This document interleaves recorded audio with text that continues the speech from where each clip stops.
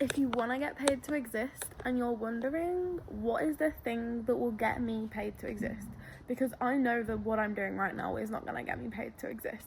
So what is it that I can do so naturally and effortlessly that I don't even need to try and it will just flourish? So this is day 9 or 8 I've lost track already of manifestation inner work.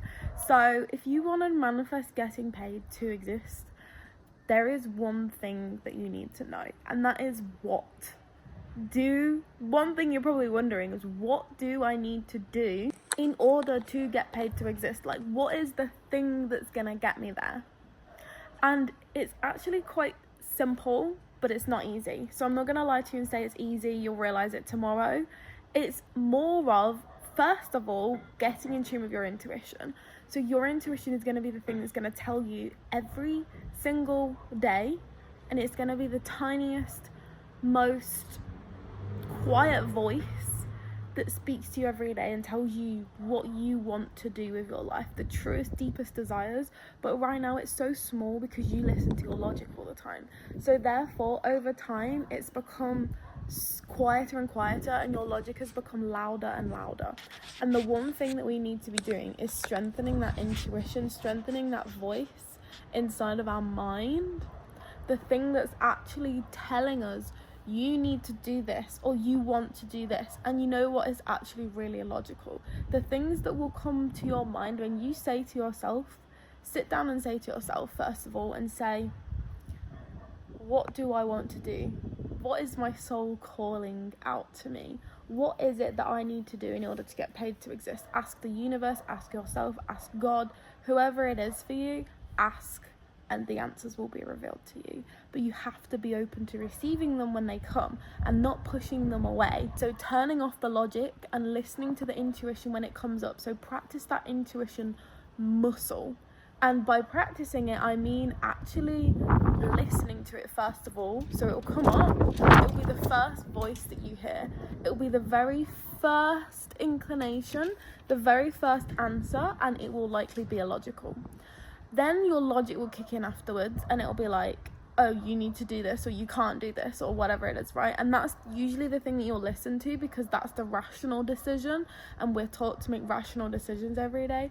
But if you start taking action in small ways on the very first intuitive, no matter how weird you might think it is, because at the end of the day, if you think it's weird, then the likelihood is it's because it's triggering something inside of you that you're actually not paying attention to. Whereas if you thought it was completely logical and rational, then at that rate, it's not triggering anything inside of you at all. Like, it's just bleh. In which case, you're probably going to be like, no.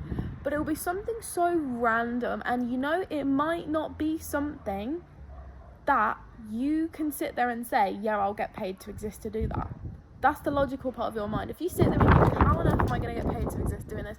How is this ever going to, result in a better future for me? If you ask yourself that at any point, then that's your logic, and that's the one that you ignore.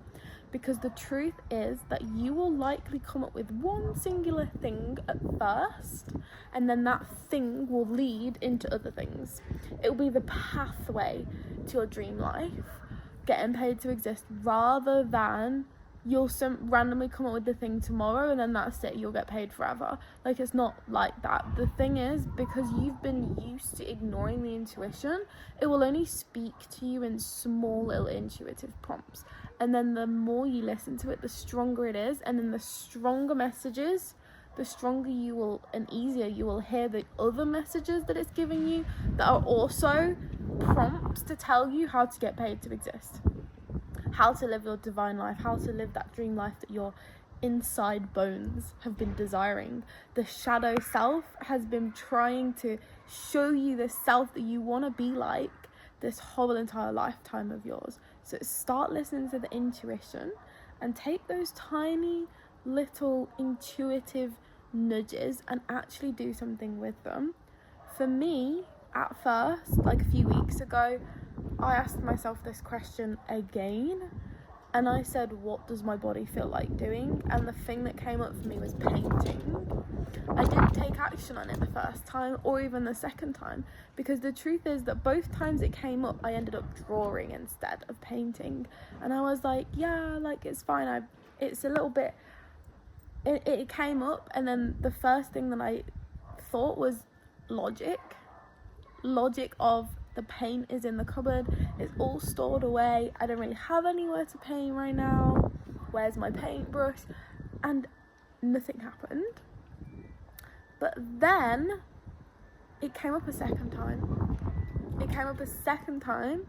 And I drew again. I didn't paint. And then the third time it came up, I took action on it, and I was like, you know, I'm just gonna go for it.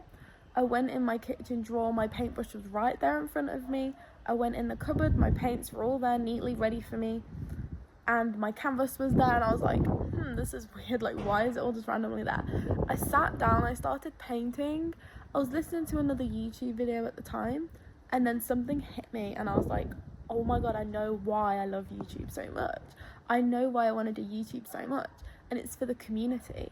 I love community. And in my last business that I had, I used to do live streams, like selling the products on live streams and stuff, and I didn't really realize why I liked live streams so much, because a lot of people used to hate them. But I've realized now that it's the community, it's the active feedback that I get from other people, the connection, right? So I've been journaling on connection most recently so much. And so then that night, even though it was about 8 p.m, I think, 8 p.m. at night, double checking it's still recording, it was about 8 p.m. at night, and I just got out of the bath, but it was a night where I'd straightened and blow dried my hair already for the day in advance for some reason. So I was just like, okay, I'm just gonna put on a bit of mascara and I'm just gonna film a video, whatever, but I'm gonna go live, because I really wanted to go live in that moment. I had this inspiration. I was like, oh my god, connection, community, I really want this community of going live. And I went live for the very first time, pretty much, and literally it went so well. I had so many people in the live stream. Someone was mentioning how we was coaching last year and they had really good results through my coaching, and I was like, oh my god, I never get any of this kind of feedback through my videos as such, just like normal comments here and there. And oh my god, you guys, it literally set something alight in me. I was like, whoa, this is why I love YouTube. And it gave me so much more direction to where I want to go with YouTube and coaching, because it gave me that purpose. I already knew I loved creating, and I already knew I loved creating videos, but I didn't know that I loved the connection and the community part of it, and like the talking one-on-one, answering questions and stuff. So that's why I do live streams a lot now. And literally, if I hadn't have took action on the painting thing that randomly led me to the thought of this, how would I have ever come up with this idea and got even deeper into my passion and love of YouTube, and deeper into live streams, which are now going to lead me into more in line with my values and further helping other people on a one-on-one basis, basically. So when they're asking comments in the comments, like live, I'm answering their questions live. So it's also helping other people more so.